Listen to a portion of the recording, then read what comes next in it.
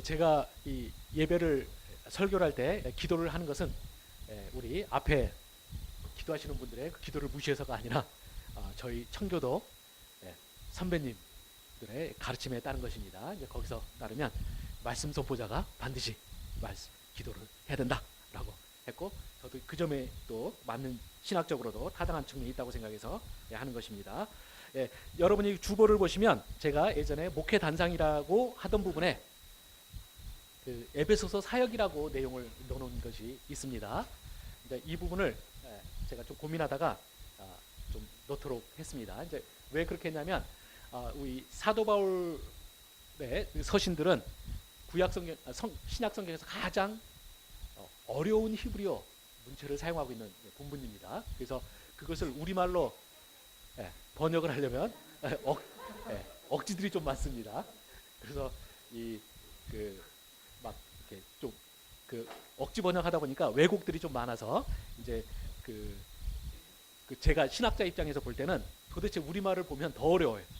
차라리 어려운 헬라어를 보고 하는 게 차라리 더 속편한 경우가 많습니다. 근데 이제 그래서 제가 앞으로 이제 설교를 하면서 자꾸 이제 원문은 이렇다라는 말을 하게 되는데, 그것을 여러분에게 제가 히브리어를 익힐 수도 없는 거고, 또 제가 또 그 부분을 입으로만 설명하기에는 한계가 있는 것 같습니다. 그래서 제가 좀 필요할 때마다 이런 식으로 그 본문을 번역을 해갖고 내놓도록 하겠습니다. 여러분이 이거 잘 모아두시면 도움이 되실 거고, 나중에 또 제가 이거는 책으로 내든지 이제 이런 식으로 하고자 합니다.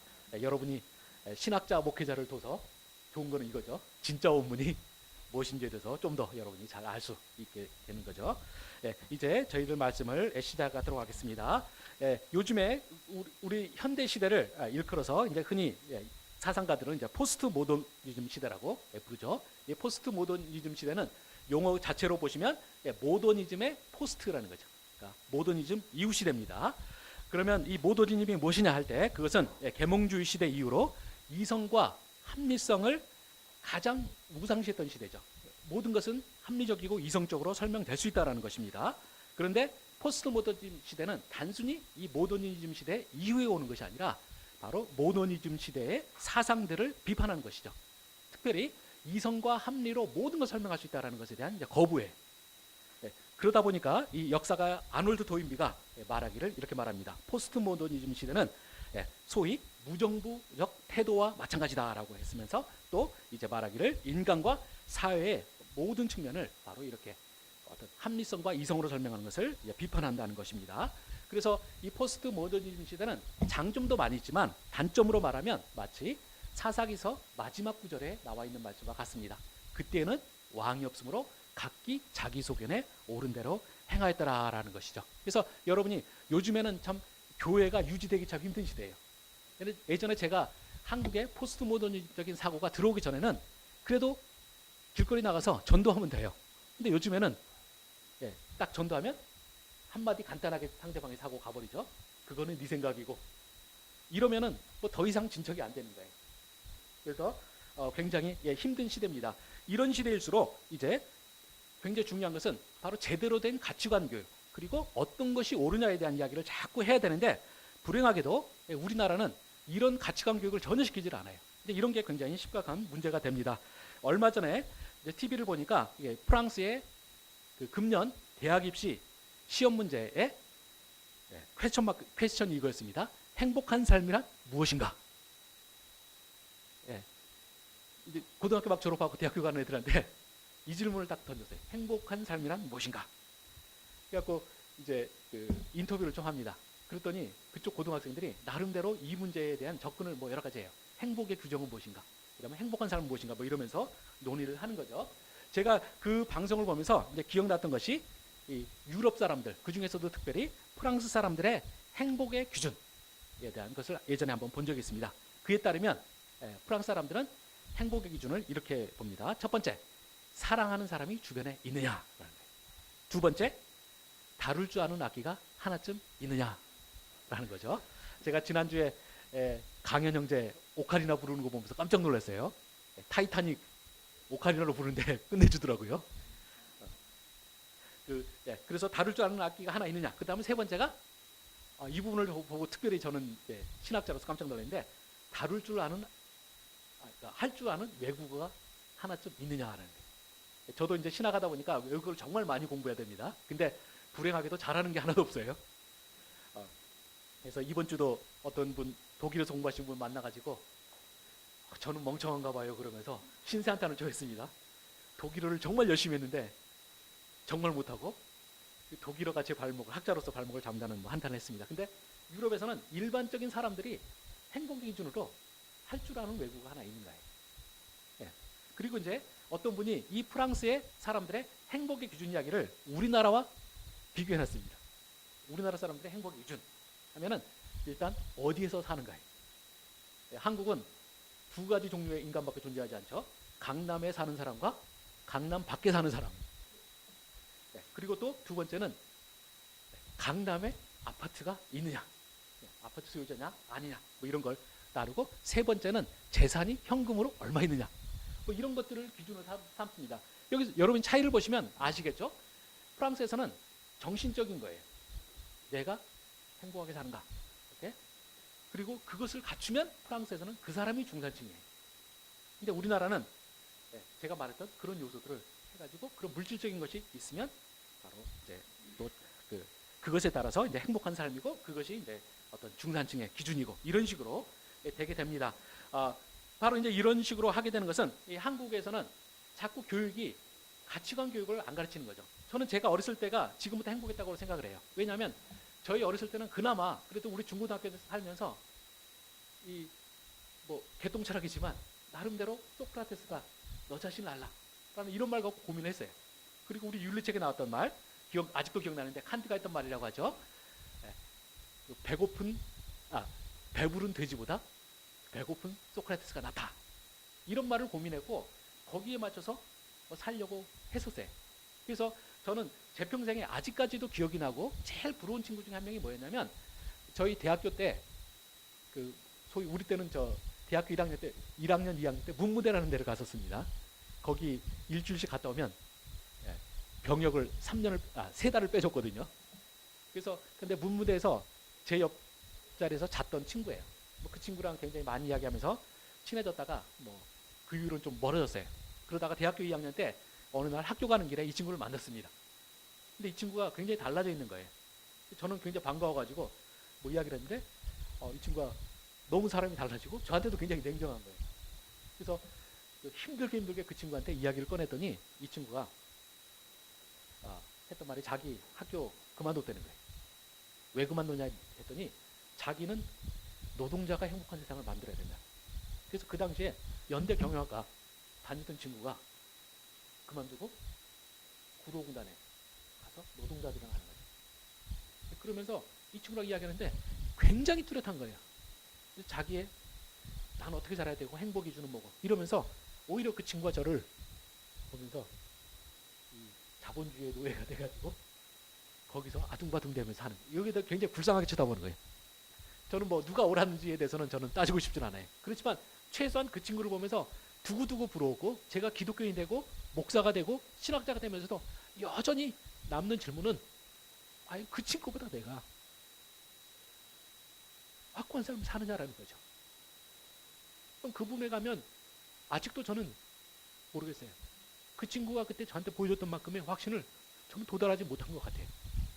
이런 부분에서 저는 최소한 그 친구가 나중에 어떻게 될지 모르지만 확신을 갖고 있다는 측면에서는 분명히 그 친구는 남이 못 가진 것을 가졌다라는 생각을 해봅니다. 이런 면에서 우리들이 좀 특히 지금처럼 가치관이 없고 어떤 것도 하나의 기준이 없는 그런 세계 속에서 우리들은 뭔가 자신이 무엇을 추구해야 될 것인지에 대한 고민은 좀 한 번씩 해보는 것이 굉장히 중요하다고 생각을 합니다.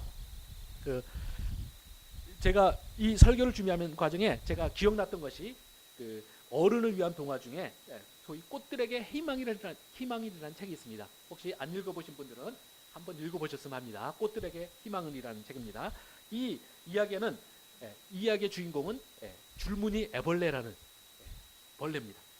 이 벌레는 처음에 이제 알에서 깨어나서 세상에 태어났습니다. 태어나 보니까 세상이 너무나 좋은 거예요. 그래서 이 화창한 햇빛을 즐기면서 이제 열심히 자기 옆에 있는 나무를 잎사귀를 갉아먹으면서 무럭무럭 자랍니다.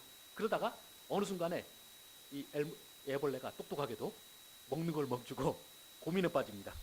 자기가 보니까 자기가 하는 일이라고는 나무 위에서 그저 먹고 자고 이런 식으로만 계속 하는 거예요. 그러면서 애벌레가 생각을 합니다. 이거보다는 좀 더 나은 뭐가 있지 않을까? 내가 이 땅에 태어난 게 뭔가 좀 더 의미가 있지 않을까라는 고민을 합니다. 그래서 이 애벌레가 자신의 신분과 자신의 생명을 보장해주는 이 나무에서 기어 내려와서 세상을 향해 과감히 떠납니다. 그러면서 이제 새로운 세상을 목격하다가 가다 보니까 굉장히 자기가 보지 못했던 아주 장엄하고 놀라운 광경을 발견하는 것이죠. 그건 뭐였냐면 자신과 비슷한 어떤 애벌레가 여럿이서 굉장히 높은 기둥을 막 기어 올라가고 있는 거예요. 그리고 그 기둥을 향해서 이 애벌레들이 자기 비슷한 애벌레들이 쫙 몰려가는 거죠. 그래서 이 애벌레도 그것을 보면서 저게 뭔가 있다라고 생각해서 자기도 그곳으로 기어갑니다. 그리고 그 기둥을 자기도 남들처럼 올라가 보자. 거기에 뭔가가 있다. 지금까지 내가 했던 먹고 자고 하는 것보다는 나은 뭔가가 있다라고 생각을 해서 올라가고자 합니다. 그래서 그 기둥으로 다가갔을 때 봤더니 그 기둥의 정체는 자기 같은 애벌레들의 덩어리예요. 무수히 많은 애벌레가 한 곳으로 모여가지고 서로 계속 위로 올라가려다 보니까 기둥이 된 거죠. 그래서 엄청난 기둥이 다 애벌레로 이루어졌고 그 기둥에서 또 새로운 애벌레들이 계속 더해지면서 기어 올라가는 거죠. 그래서 이 애벌레도 뭔가 모르는 자기 속에 있는 충동에 의해서 자기도 기어 올라가는 거예요. 그래서 올라가면서 보니까 그 기둥은 겉으로 볼 때는 장엄하고 위대했던 그것이 아니라 굉장히 잔혹한 곳이에요. 왜냐하면 조금이라도 남들보다 위로 올라가려고 다른 애벌레들을 머리를 짓밟고 올라가야 되는 거죠. 그리고 올라가다 보면 또 이제 거기서 못 버티는 애벌레들은 바닥으로 추락하기도 합니다. 이제 하여튼 그 속에서 이 애벌레는 무조건 자기는 위로 올라가겠다는 사명감을 가지고 계속 올라가는 거예요. 남을 짓밟고 떨어뜨리고 이제 그러면서 또 올라갑니다. 그래서 오직 꼭대기만 가자. 이제 가면 뭐가 있겠지라고 가요. 근데 갔는데 그래서 결국은 억지로 해서 이제 위에 도착합니다. 근데 꼭대기에서 발견한 건 뭐냐? 아무것도 없어요. 꼭대기는 그냥 애벌레 덩어리의 제 위일 뿐이에요. 자기가 기대했던 거기 기어 올라가면 뭔가 다른 어떤 것이 있을 줄 알았는데 아무것도 없는 거죠. 그리고 또 거기서 올라가서 보니까 그때서야 보이는데 저 멀리 보이는 지평선 너머로 이 자기가 올라갔던 기둥과 똑같은 기둥이 수도 없이 많이 있는 거예요. 그 속에서 애벌레가 깊은 회한에 빠지는 거죠. 허물 속에서. 그래서 이 애벌레는 그 좌절에 빠지는데 그 순간에 자기가 처음 보는 어떤 존재를 발견해요. 그것은 나비였어요. 나비가 자기 옆을 팔락팔락 돌면서 뭔가 말하려는 것 같습니다. 근데 그 말을 자기는 듣지를 못해요. 그렇지만 애벌레는 그 나비를 보면서 또 뭔가 새로운 충동을 느끼는 거죠. 그러면서 내가 지금까지 추구했던 이것은 아니다 라고 생각해서 내려가요. 내려가면서 자기가 지금까지 추구했던 다른 뭔가를 꿈꾸려고 하고 그렇게 하려고 하는 와중에 또 자기 속에 있던 어떤 알지 못하는 새로운 비전을 발견했을 때 거기서 자기 속에서 뭔가 꿈틀거리고 그래서 그 꿈틀거림 속에서 있다가 깨워보니까 자기가 봤던 나비가 되어 있는 거죠. 그것이 애들을 위한 동안 이것이 여러분이 제목이 왜 어른들을 위한 동화인지 아시겠죠? 바로 이것은 우리 사회에 대한 비교입니다. 근데 그리고 그 사회 중에서 우리가 사람들이 어떤 목표를 가지고 살아나가는 사람들 그리고 그 목표가 참이냐 거짓이냐 이런 거에 대한 이야기를 하는 일종의 우화라고 할 수가 있겠죠. 우리들이 이런 그 모호한 세계 속에서 우리들이 뭔가 확신을 갖고 그것을 추구하는 것은 굉장히 귀한 거예요. 제가 몇 년 전에 읽었던 책이 있는데 제목이 이런 책입니다. 현근희의 자기주도 학습법. 제가 보고 하도 감탄스러워서 저도 열심히 읽었지만 우리 아들을 위해서 주려고 지금 보관해놨습니다. 그러다가 이번 설교 준비하면서 꺼내서 제가 다시 한번 좀 살펴봤어요. 이 이야기는 결국은 저는 우리 기독교적인 건 아니지만 그래도 나름대로 꿈을 가지고 있다는 것이 어떤 식으로 하느냐라는 것을 좀 보여주는 예 중에 하나입니다. 그래서 이 현근의 자기주도 학습법 이 책의 저자는 김현근이라는 학생인데 이 학생은 우리나라에서 최고 명문으로 꼽히는 민족사관고등학교 졸업하고 그다음에 프린스턴으로 직행했던 친구예요. 그래서 이제 그쪽으로 뭐 공부로 잘하다 보니까 우리나라에서 거의 자식도 공부 잘하고 싶어 하는 모든 사람들의 선망의 대상이 되는 애고 또 그 책이죠. 근데 이 친구의 책을 읽으면서 한편으로는 정말 존경스럽고 한편으로는 좀 징그러웠어요. 얘가 너무나 어렸을 때부터 인생관이 뚜렷한 거죠. 뚜렷하고 거기서 계획을 맞춰 나갑니다. 이 친구가 그런 식으로 어떤 학적인 성취를, 그러니까 이렇게 사람들이 부러워하는 그 성취를 이루게 된 데는 출발점은 초등학교 5학년 정도입니다. 이 친구가 초등학교 5학년 때 나는 미국 최고의 대학교 가야겠다 이렇게 결심을 했다고 합니다. 그리고는 그 결심을 딱 한 다음에 이 초등학교 5학년생이 자기 인생 플랜을 다 짠 거예요. 그리고 플랜을 최종 목표부터 쫙 해서 하고 심지어는 하루 단위까지 다 하고 시간 단위까지 계산을 해서 다 짜놨습니다. 그래서 했는데 한편으로는 소름 끼치고 도대체 한국 이 과도한 공부 유제 어떤 공부만을 신성시하는 사회가 만들어낸 일종의 괴물 같은 느낌도 들었고, 또 다른 한편에서는 저도 이렇게 못 살았기 때문에 정말 대단하다라는 생각을 했습니다. 근데 이 친구가 그 하는 대목 중에서 여러 가지 중에서 제가 제일 남는 대목은 이겁니다. 이 친구가 어려운 집에서 태어나서 했는데 장남이다 보니까 부모가 이 친구에게만, 그 동생에게는 안 베풀어줬는데 이 친구에게만 음악과 태권도를 가르쳤어요. 그래서 이 친구 항상 그 책에 보면 내내 동생에 대한 미안함이 있어요. 근데 그렇게 자기만 누리는, 이 집안에서 가난한 집에서 자기만 누리던 이 음악과 태권도를 딱 초등학교 5학년 때 내가 대학교 미국 최고대학 가겠다라고 딱 하는 순간 딱 그만둬요. 왜 그만뒀느냐? 바로 자기가 딱 이렇게 계획 짜보니까 음악과 태권도에 시간을 낭비할 시간이 없다는 거죠. 그래서 딱 그만두고 그 다음부터는 이제 매진해갖고 결국 자기가 원하는 걸 성취했습니다. 그러면서 이 친구가 이제 자기보다 어린 친구들에게 조언하기를, 음악과 태권도 배우면 좋다. 그러나 초등학교 5학년 때까지만 해라. 이것을 딱 말하는 거죠. 그래서 제가 이제 우리 아들이 이제 4학년이고 그렇잖아요. 그래서 내가 우리 아들이 이렇게 살라는 것이 아니라 저는 최소한 이런 애도 있으니까 너도 네가 너 자신에 대해서 고민 좀 해봐라라는 차원에서 이제 읽히려고 합니다. 내가 언제쯤 읽을까 고민 중인데 하여튼 조만간에 언제 읽힐 거예요. 근데 여기서 그 이 친구 이야기를 하는 거는 우리들이 이 방황하고 모호하고 원칙이 없는 시대에 뭔가 자신이 기준을 삼고 하는 것은 굉장히 필요하죠. 근데 우리들이 이제 여러분이 이 이야기를 들으면서 과연 이게 잘하는 짓인지 아닌지에 대해서는 또 이제 좀 더 나이 먹어본 사람으로서 회의적일 거예요. 물론 저도 그 친구가 했던 그것이 목표가 바른 목표냐 이런 부분에 대해서는 좀 고민을 당연히 하고 있죠. 특히 우리가 기독교적으로 볼 때는 더더욱 고민할 수밖에 없어요. 왜냐하면 그것이 정말로 우리가 추구해야 될 것이냐라는 고민을 합니다. 그래서 우리는 이제 기독교적으로 하면 좀 더 분명하게 자신의 계획을 우리 자신만이 결정하는 것이 아니라 하나님께서 부르심 속에서 우리가 하게 되는 것이죠. 그것이 우리가 신학적인 용어로 하면 이제 소명이라는 표현이 있어요.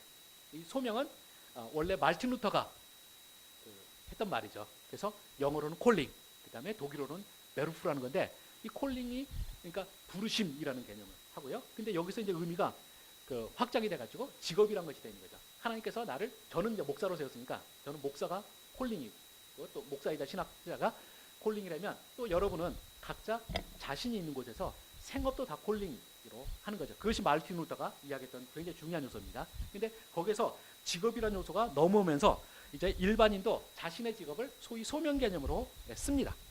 근데 이때 우리가 조심해야 될 건 뭐냐? 바로 이렇게 이 콜링, 소명 또는 이 직업이라는 이 용어를 가진 이 콜링이 세속화되면서 가진 문제는 뭐냐면 딱 그 최종적인 결과, 직업이라는 내가 해야 될 일, 이것만 딱 남은 거죠. 근데 우리가 성경적으로 말하면 사실은 이거는 정확한 개념이 아니에요. 콜링에는 최소한 3가지 요소를 우리가 고려를 해야 되는 것이죠. 첫 번째, 콜링, 부르다라고 할 때는 부르시는 분이 계세요. 바로 우리가 여기에 대해서 분명히 의식을 해야 되고, 두 번째는 부르시는 분은 심심해서 부르는 게 아니죠. 뜻을 갖습니다. 그래서 우리가 뜻에 대한 것이 인식해야 되고, 그 다음에 그 뜻을 펼치기 위해서는 그 사람에게 주는 역할이 있어요. 그래서 우리가 진정한 기독교적인 콜링에 있어서는 3가지. 부르시는 분, 그 다음에 또 부르시는 분의 의지 또는 목적, 그리고 3번째는 역할이 있습니다. 우리가 에베소서 오늘 본문 에베소서 1장 1절에서 보시면 이런 부분이 나타나 있죠. 하나님의 뜻으로 말미암아 그리스도 예수의 사도된 바울은 이렇게 말하면서 자신의 이야기를 시작합니다. 우리가 제일 첫 번째 바로 사도 바울은 자신을 부르신 분이 누구냐라는 것에 대해서 굉장히 선명한 의식을 갖고 있는 거죠. 바로 하나님입니다. 여러분이 그래서 이 에베소서를 의미 있게 읽으신다 그러면 이 하나님이 도대체 사도 바울한테 뭘 하고자 하느냐 이걸 보시면은 이 하나님 어떤 분이시냐는 걸 보시면은 도움이 많이 됩니다. 두 번째는 이 사도 바울이 이 하나님의 뜻으로 자기가 사도 바울이 됐다고 했어요. 그러니까 바로 하나님의 뜻에 대한 인식이 있습니다. 그래서 여러분이 이제 본문에 보시면 이 에베소서가 신약 성경에 나오는 이 하나님의 뜻이라는 표현이 가장 많이 나오는 책이에요. 그래서 하나님의 뜻, 하나님의 뜻, 하나님의 뜻이 계속 나옵니다. 그래서 여러분 또 거기에서 맞춰서 보는 것이 굉장히 중요하고요. 그 다음에 이제 세 번째로는 부르신 역할에 대해서 할 때 여기서 사도 바울은 바로 자기가 그리스도의 사도로 부르심을 받았다라고 이야기를 합니다. 바로 그래서 사도 바울은 콜링이라고 할 때 이 요소들을 분명히 정확하게 인식하고 있는 것이죠. 그 사도 바울의 부르심의 역할에 대해서 다룬 내용이 이제 우리가 여러분이 한번 성경 사도행전 9장 15절 16절을 한번 보시도록 하겠습니다. 우리가 여러분이 화면에서도 보셔도 되겠습니다. 사도행전 9장 15절 16절 보시면 이제 여러분이 다 아시다시피 사도 바울이 기독교를 박해하면서 특별히 이제 굉장히 많은 기독교인들을 박해하기 위해서 이제 다메섹으로 가다가 예수 그리스도를 만나잖아요. 그때 예수 그리스도께서 이제 사도 바울에게 했던 말씀입니다. 사도행전 9장 15절 16절 가서 보시면 이렇게 되어 있습니다. 주께서 이르시되 가라, 이 사람은 내 이름을 이방인과 임금들과 이스라엘 자손들에게 전하기 위하여 택하신 나의 그릇이라. 그가 내 이름을 위하여 얼마나 고난을 받아야 할 것을 내가 그에게 보이리라 하시니라는 것이죠. 그래서 사도 바울은 하나님께서 자기를 부르시고 자기를 사도로 세우셨을 때 그 사도의 역할이 무엇인지 정확히 인식하고 있어요. 하나는 그 나머지 예수님의 나머지 사도들과 달리 자신은 이방인들에게 그리스도를 전파하기 위한 소명을 가게. 두 번째는 바로 16절에 있는 것처럼 고난까지도 그의 사명의 패키지로 있었어요. 사도 바울은 이 점에 대해서 굉장히 뚜렷한 인식을 갖고 있었습니다. 바로 자신은 고난받기 위해서 부르심을 받아들이는 거예요. 이것이 바로 사도 바울이 자신이 이방인에게 선교를 하기 위해서 가졌던 확신이에요. 여러분이 우리 현대교회가 가르치는 가장 위험한 요소 중에 하나가 뭐냐면 바로 하나님이 가진 역할이 무엇이냐는 부분에 대해서 제대로 안 가르쳐요. 우리가 지난 20세기를 지배했던 것이 이제 20세기를 어떤 분들이 말하기를 성령의 시대라고 부르고, 이 성령의 시대를 가져온데 가장 큰 기여한 게 바로 소위 순복음파죠. 그리고 우리 한국은 기독교 역사상 가장 큰 교회를 만들었던 조윤규 목사님 같은 분이 활동하셨던 곳이고, 순복음 교회들이 굉장히 다 커요. 제가 예전에 용인에서 새벽기도 좀 나가보려고 이제 좀 교회를 찾았었어요. 근데 제가 좀 작은 교회 나가면 저도 나름대로 얼굴이 알려진 사람이라 조금 작은 교회 나가면 피곤해져요. 그래서 이렇게 큰 교회 가서 묻혀서 좀 새벽 예배 좀 해보자 하고 교회를 찾다가 보니까 저희 동네 은혜와 진리교회라는 순복음교회 조윤규 목사님 동생이 하는 교회가 있었죠. 그래서 가보려고 했다가 제가 포기를 했어요. 왜냐하면 그 교회가 전국에 수십 개가 있더라고요. 그리고 거기에는 교인 수가 도대체 몇 명인지도 몰라요.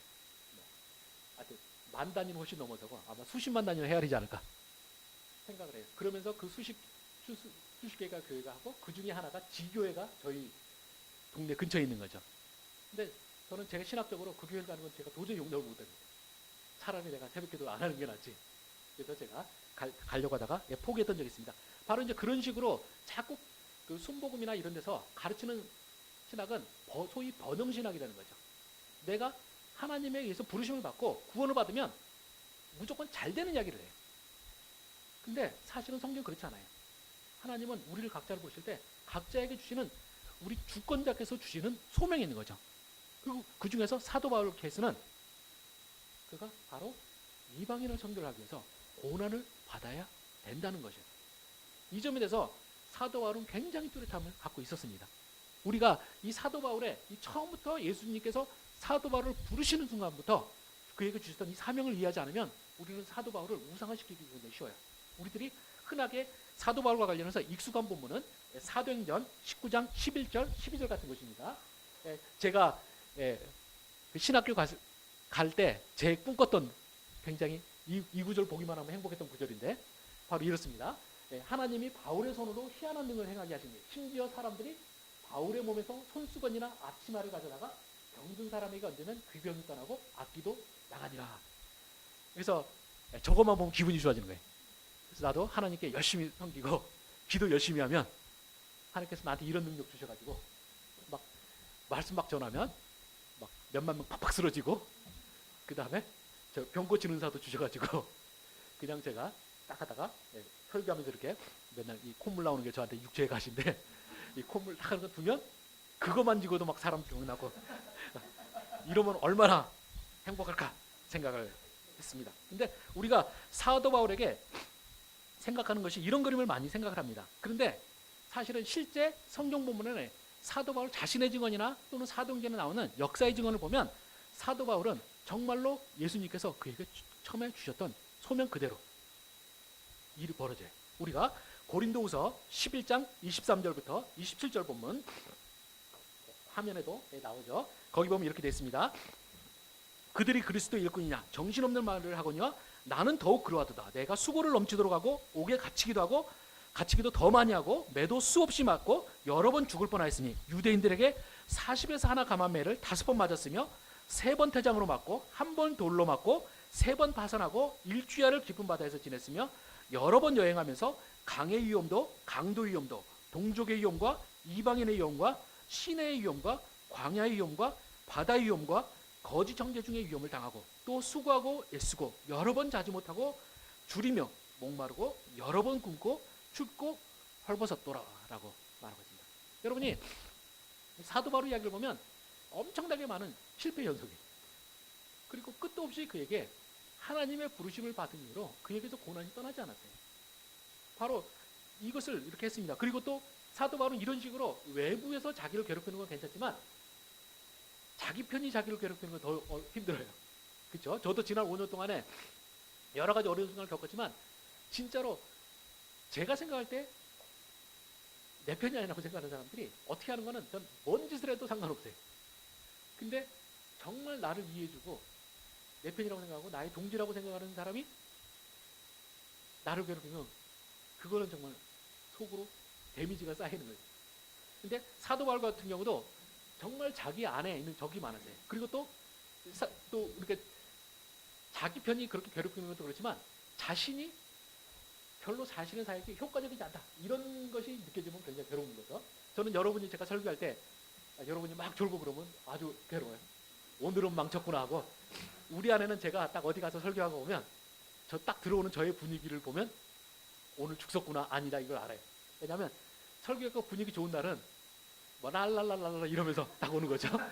그러면서 손에 뭐라도 들려 있고 근데 갔는데 내가 도대체 왜 설교자가 됐을까 이런 느낌 좌절감이 확 오면 벌써 제가 어깨 팍 좁아져가지고 이러면서 덜레덜레 오는 거죠. 그렇게 하면 우리 안에는 이제 아는 거죠. 근데 사도 바울도 이런 일이 참 많이 벌어집니다. 사도행전 20장에 보면 유두구 사건이 있어요. 여러분 아시죠? 사도 바울이 열심히 이제 한 곳에서 사역하다가 떠나가면서 이제 마지막 골별 설교를 막 하는 거죠. 뭐 그때 되면 눈물도 흘리고 막 이래야 되는데 유두구랑 저는 열심히 자는 거예요. 자다가 얼마나 심하게 잤는지 다락에서 떨어져서 죽었어요. 그래서 사도 바울이 자신의 그 지역에서 사역의 마지막을 죽은에 살리고 가야 되는 거예요. 아마 이런 일이 저한테 절대 일어나서 안 되겠지만 이러면 얼마나 황당하겠어요. 졸다가 이 애가 그런 일까지 당했다. 그런 거죠. 제가 이런 비싼 일 예전에 한번 겪었는데 어떤 군소신학교에 전혀 이제 학력이나 이런 게 안 되는 이제 그곳에 학교였는데 나름대로 저는 이제 저한테 주어진 일은 최선을 다하자고 열심히 이제 강의를 했습니다. 근데 저는 이제 너무 학적이었고 저한테 듣는 분들은 너무 안 학적이었던 거죠. 그렇게 했는데 그래서 저도 이제 막 강의하면서 절대 내가 이곳에 다음 학기는 절대 여기 강의 안 해야지 막 이러고 있었어요. 그러다가 학기 말쯤에 됐는데 어느 날 제 수업 듣던 장로님 한 분이 책상에서 이렇게 수업을 들으시다가 버티다가 옆으로 넘어지신 거예요. 그래서 막 하게 하는데 구웅 소리가 난 거예요. 화들짝 놀래가지고 근데 다행히 이분이 다치진 않으셨어요. 근데 그때 그 경험하고 그때 저한테 확고한 결심을 줘서 거기는 다시는 10년 지나도록 그 근처는 제가 가지도 않는 일이 벌어지는 거예요. 근데 유대교에 이런 일이 있었습니다. 그리고 또 고린도후서 10장 10절에 보면 또 이런 말씀이 나옵니다. 거기서 그 사도 바울이 이제 고린도 교회에서 이제 사역을 했더니 그 사람들이 사도 바울에 대한 평가가 이랬습니다. 그들의 말이 그의 편지들은 무게가 있고 힘이 있으나 그가 몸으로 대할 때는 약하고 그 말도 시원하지 않다 하니라는 거죠. 그래서 사람들이 사도 바울의 편지가 초대교회 완전히 스타 저술가 아니에요? 이 사도 바울의 편지를 보면 너무너무 좋은 거예요. 그래갖고 딱 초빙했는데 말을 지지리도 못하는 거예요. 그래서 이 사람들이 이런 말을 사도 바울한테 하는 거예요. 얼마나 사도 바울이 괴로웠겠습니다. 그러니까 그리고 또 사도 바울의 그 서신을 보시면 사도 바울은 끊임없이 자신의 존재 가치에 대해서 의문을 품는 사람이 많았기 때문에 거기서 바울 서신을 보면 상당 부분이 내가 하나님 앞에서 받은 소명이 있고 그것을 난 할 뿐이다라는 것에 대한 자신의 존재에 대한 계속 이야기를 하게 됩니다. 바로 이런 식으로 해왔습니다. 그런데 그 모든 것은 우리가 앞에서도 말했던 것처럼 하나님께서 분명히 예수님께서 처음부터 사도 바울을 부르시면서 속이질 않으셨어요. 너의 역할은 바로 나 때문에 고난을 받는 거라는 거예요. 그리고 그 일을 했어요. 이것이 사도 바울에게는 뚜렷하게 자신이 인식이 있었기 때문에 사도행전을 보시면 자신이 부름받은 이야기에 대해서 3번이나 이야기가 나와요. 근데 그때마다 사도 바울은 분명하게 이야기를 합니다. 내가 하나님에게서 받은 뜻이 무엇이냐에 대한 것을 이야기를 해요. 그리고 그렇기 때문에 사도 바울은 이런 무수한 고난, 사람들을 좌절시킬 것 같은 그 고난에도 불구하고 사도 바울은 굉장히 기뻐해요.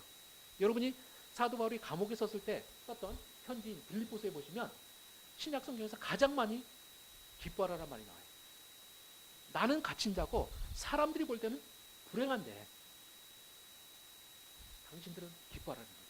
그러면서 사도 바울은 그 기쁨이 넘쳐서 뭐라고 하냐면 내가 지금 하나님을 섬기고 하나님을 위하는 것이 너무나 기쁘니까 나 혼자 생각만으로는 지금 당장 내가 이 기쁨의 극에 달해서 차라리 죽어서 하나님과 당장 만나고 싶다는 거예요.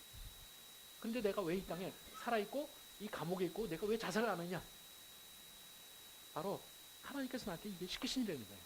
그리고 그 시키신 일 때문에 내가 죽도록 고생스러운데, 그러니까 인간적으로 따지면 인간의 눈으로 보면 굉장히 고통스러운데 자기는 기뻐 죽겠다는 거예요. 여러분들이 기독교인이라고 할 때 여러분은 이런 가치가 있어야 되죠. 이렇게 사도 바울은 이렇게 했던 것이 정말 자신 있었기 때문에 사도행전 26장 29절에 보면 당대 유대인의 왕이었던 아그리빠 왕 앞에서 이야기를 하면서 이런 이야기를 합니다. 그 중에 한 대목에 이렇게 말합니다. 26장 29절 보면 이렇게 말하죠. 당신뿐만 아니라 오늘 내 말을 듣는 모든 사람도 다 이렇게 결박된 것 외에는 나와 같이 되기를 하나님께 원하나이다라는 거죠. 지금 사도 바울은 자신은 갇힌 사람, 묶인 사람이에요. 죄수예요. 그리고 자신 앞에 서 있는 사람은 유대교에서 유대 나라에서 최고 권력자인 왕이에요.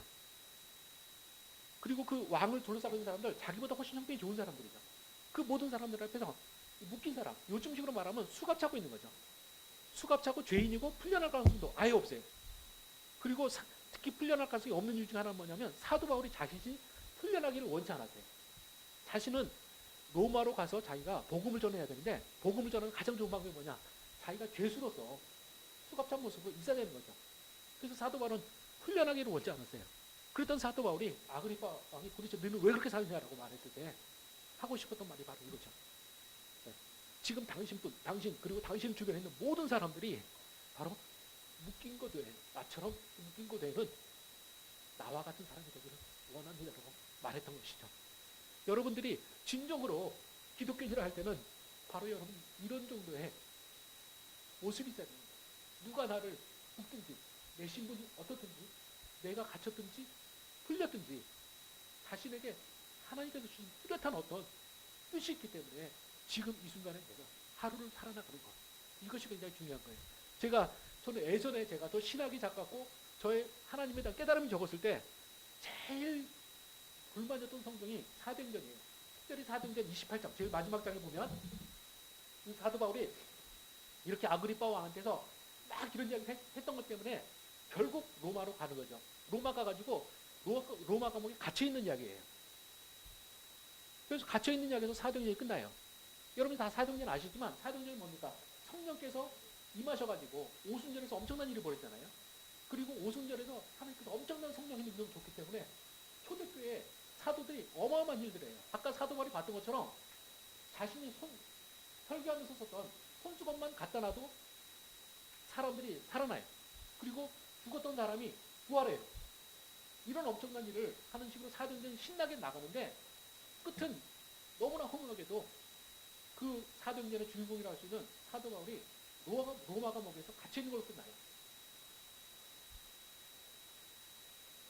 저는 어렸을 때 도대체 왜 하나님께서 좀 사도행전을 쓰시려면 승리 이야기를 써주시면 좋은데 왜 결국 패배 이야기로 끝나는 거야? 갇힌 것으로 끝나는 거야. 이거는 밑도 끝도 없고 우리가 소설이나 뭐 이런 거 영화 신나게 보고 있는데 갑자기 끝이 그냥 중간에 어느 대목에서 끝나버리는 거야. 이게 뭐냐고 생각했어요. 근데 제가 더 신학을 하게 되고 하나님에 대해서 더 알게 되면서 깨달은 게 뭐냐면 제 가치관이 잘못됐던 거예요. 진정으로 사도 바울처럼 하나님에 대해서 확신을 가지고 있었던 사람에게는 우리 인간적인 기준으로 했던 장소, 감옥이라든지 그가 가진 재산이라든지 그가 가진 권력이라든지 이런 것은 전혀 성공과 실패의 기준이 아닌 거예요. 그냥 사도 바울은 자신이 스스로 감옥에 갇히길 원했고 로마에 남길 죄수가 돼서라도 로마에 가길 원했어요. 왜냐하면 바로 그것이 하나님께서 주신 자기의 주신 남은 고난이라고 생각했기 때문에. 그리고 가가지고 로마의 죄수로 있으면서 그곳에서 자기는 신이 났대요. 왜냐하면 자신이 목표했던 곳에 인생의 목표했던 곳에 왔고 거기서 자기는 그들이 죄수가 됐든 누가 됐든 간에 자신은 그들에게 하나님의 말씀을 하나님 예수께서 다메섹에서 부르셨을 때 주셨던 그 소명 이방인들에게 복음 전도를 하는 일을 마음대로 할 수 있었거든요. 그래서 사도행전 28장은 사실은 실패의 이야기가 아니라 하나님의 뜻의 기준으로 보면 가장 신나는 거고 하나님 앞에서 가장 하나님의 뜻을 성취하는 데 신난 사람이 어떤 일을 할 수 있는가 라는 걸 보여주는 거예요. 그런 의미에서 사도 바울은 가장 강력한 사도행전은 가장 강력한 성공의 이야기라고 얘기할 수가 있어요. 우리 기준이 아니라 하나님 기준으로. 저는 이런 부분에 대한 여러분이 고민을 가지시고 가치관을 가지시면서 좀 하셨으면 좋겠어요. 바로 저는 그런 면에서 볼 때 제가 한국 교회에 제일 마음에 안 드는 대목이 뭐냐면 제가 예전에도 여러 번 이야기했지만 조창기도예요. 하여튼 대한민국 목회자들의 제일 안 좋은 거는 대통령이 참석하는 조창기도에 가는 것을 무슨 성공으로 알아요. 그 대통령이 어떤 사람이든지 상관이 없이 하는 거죠. 그래서 아마 한국교회가 저는 진정으로 다시 부흥하고 한국교회가 한국사에서 다시 한번 존경받는 위치에 간다면 그때쯤에 저는 한국교회 목사들의 태도는 바로 그때 이 대통령이 오라고 해도 과감히 걸려요. 그래서 제가 대통령이 오늘 비가 왔으면 식사합시다. 그러면 딱 제가 만약 저에게 그 초청이 왔다 그러면 저는 우리 예담교회 주일예배 설교해야 되니까 못 가겠습니다. 당신이 식사하고 싶으면 내일 내가 부를 테니까 오시든지 마시든지 뭐 이 정도 좀 되는 목회자들이 많이 나면 그때쯤에 가서 우리는 한국교회가 제대로 잡힐 거라고 생각합니다. 그리고 이것을 제가 사도 바울의 이야기로 봤지만 저는 우리 여러분들 자신이 말씀을 통해 말했던 것처럼 여러분 자신도 각자 콜링이 있어요. 목회자나 신학자만 콜링이 있는 것이 아니라 여러분에게도 콜링이 있습니다. 그리고 여러분에게 각자의 부르심이 있고 여러분에게도 하나님의 뜻이 있고 여러분에게 맡기신 하나님의 역할이 있어요. 그것이 이 사회에서 사업가가 되는 것이든지 아니면 직원이 되는 것이든지 아니면 심지어 에베소에 있는 내용으로 말하면 종이든지 각자 뜻이 있어요.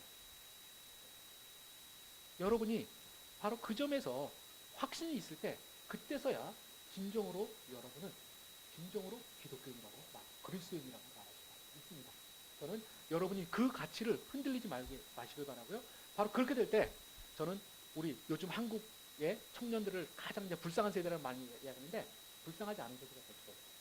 여러분 자신도 의미가 있을 수가 있는 것이죠. 저는 여러분들이 바로 하나님의 기준을 제대로 붙잡으심으로써 여러분이 지금 사도 바울처럼 모든 사람에게 이렇게 말할 수 있길 바랍니다. 지금 현재 처한 나의 어떤 것 외에는 내 앞에 있는 여러분들이 다 나아가기를 원하느냐는 말을 여러분들이 할 수 있는 자들이 되기를 바랍니다. 네, 기도하겠습니다. 네, 하나님 아버지, 주께서 이 주시는 사도 바울의 이야기를 가지고 이제 말씀을 나누었습니다. 우리 지금 이 시대 참 힘들다고 합니다. 이 청년들의 너무나 고통에 찬 시대라고 합니다. 그렇지만 하나님 아버지, 저희들이 이 말씀 속에서 사도 바울이, 우리 선배 사도 바울이 걸어갔던 것처럼 그런 모습을 가지고 우리가 살아간다면 우리들은 지금 이 세대 이 순간에도 가장 행복한 자가 될 수 있을 줄 압니다. 지금 우리 하나님 아버지께서, 주의 성령께서 우리 청년들의 마음에 역사하게 해 주시옵소서. 이들의 마음속에서 이들의 마음속에 하나님의 뜻을 보여 주시옵시고, 하나님의 뜻이 이들 속에서 꿈틀거리게 하여 주시옵시고, 하나님의 뜻이 우리 청년들을 미치게 하여 주시옵소서. 하나님 아버지께서 그럼으로써 우리 청년들이 정말 가장 행복한 자들이 될 수 있도록, 하나님 앞에서 가장 행복한 자들이 될 수 있도록 허락하여 주시옵소서. 그리고 또 우리 청년들이 그렇게 행복할 때 하나님께서도 하늘에서 가장 행복해 하실 줄 믿습니다. 참으로 하나님을 행복해 하시는 우리 예담교회 청년들이 되길 바꾸셨고, 예수 그리스도의 이름으로 기도드렸사옵나이다. 아멘.